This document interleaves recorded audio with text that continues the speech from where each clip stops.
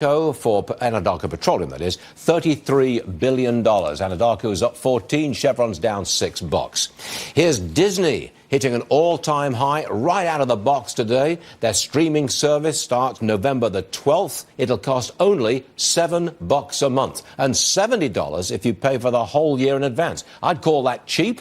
Disney's stock is up almost 10%. Not seen that before. Back to my take, and come on in, Tammy Bruce. Tammy, welcome back to the show. Yeah, good morning. My point was that the Democrats are, split, and now trying to use blacklisting to get rid of any incumbent challengers. I mean, that's extraordinary. Well, they're trying to keep control over the messaging, right? Yeah. When you've got local races that are going on, you've got somebody who is confronting a incumbent who is perhaps a moderate, and trying to pull that person to the left, reminding voters about this dangerous split, about the nature of arguments that Americans, I don't think, generally like Representative Tlaib's comments about September 11th. So they're trying to maintain the nature, at least externally, about what the Democratic Party stands for. But the Democrats have a problem when Nancy Pelosi has Representative Ilhan Omar on the Foreign Relations Committee. That sends a different kind of message that gets national attention as well. So they've got to decide, and in this meeting, they're going to have to decide what they stand for. They can't control them publicly. Speaker Pelosi can't control her caucus. It's very strange. In public. I mean, yes. The insurgents are making so much noise here, so they're trying to control them in the primaries, get them out of town before they have a real impact on the party. On one hand, they want it both ways. They want to kind of send a message to the extremists that, OK, we understand you and we're working with you. On the other hand, they're going to send another message that you really don't have any power. Now, and I don't think that Nancy Pelosi does have control. And I think they're trying to find this game about where they can find that balance. The American people and the average Democrat, though, they already know where they stand. I mean, this is no American, regardless of your party, appreciates the dismissal as an example of September 11th as though if someone had stolen your parking place, right? I mean, the American people do not like this. It transcends party politics. And I don't know if the Democrats understand that yet. And in fact, if they are being consumed by this framework, because Americans need, of course, a two-party system that is healthy. And right now, the Democrats don't fit into that framework. Stay right there, please, Tammy Bruce. Yes, sir. I've got a lot more for you. Okay. All right. Let's turn to money. Check the big board, please. The earnings season is underway, and so far, the banks that have reported are looking pretty good because the banks kicked off these earnings reports. Look at them go. Look at J.P. Morgan. That's a near 4% gain. That's a big run up there.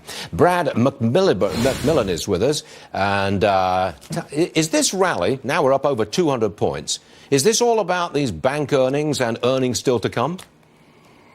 I think it's about earnings coming in better than expected. One of the big narratives we've had here, Stuart, has been that earnings are going to be terrible. And while we kind of knew that wasn't going to be the case, this is the first chance we get to say, yeah, things are actually pretty good. Now, if we go on like this, and I hate to use the expression beating expectations, but if we did, does this rally continue like this, like it is now? I think it does, because what we've seen the expectation, again, to use that word, is their earnings are actually going to go down this quarter. And what we've seen so far, in its early days, is we're actually going to see an increase. And if we do that, then the pricing right now makes a lot more sense for it to go higher. So I think we got some running room. We're only 400 points away from the all-time closing high for the Dow Industrials. You expect us to cross that line pretty soon? I think we've got a real good chance. And remember, a big part of the reason we're short is because of the impact of Boeing. So when you take that out, we're actually doing very well. And when you look at the wider indices, the S&P, the NASDAQ, we're also getting close. This is a widespread rally, and this reflects something fundamental going on. Real fast, Brad, I know that you like the real estate sector. You're expecting a real estate recovery. But tell me how to invest in real estate on the stock market rather than buying real estate itself, like a house. Well, when you're looking at what's going on, lower interest rates are going to benefit REITs and real estate investment trusts in general. They own commercial real estate, but you buy it on the stock market. Not only that, housing is also a good way to invest because the housing stocks, the home builders, are going to benefit from people being able to afford housing better. So you've got two different ways to go. And I would say apartments, and I would say home builders. Those are REITs, real estate investment trusts, which have they're a basket of real estate, real real estate. Is that correct? Correct. Okay.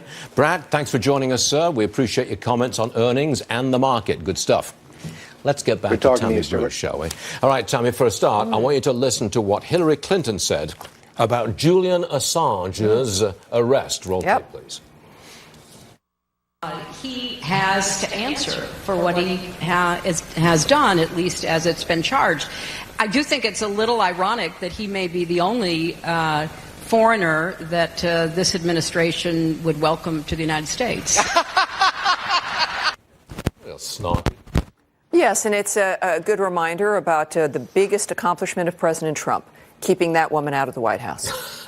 And we will forever be grateful. We've seen the level of corruption that seems to be developing out of the DOJ and the FBI and the nature of what certain leadership was doing when it comes to their unhappiness with the election. We've got a lot of work to do in this country. Americans know it. And for some reason, people at the FBI, like Mr. Comey and perhaps Mr. Peter Strzok, thought that perhaps they would be rewarded by that precedent for the behavior that they were unleashing there because of, regarding President Trump and then candidate Trump. So as when it comes to Mr. Assange, I think that you would believe that if they have done nothing wrong, that they want to make an argument about the importance of publishing information and that all of this is unfair, that they would want, obviously, what's going to be an international hearing. This is not going to be handled in the dark, and he will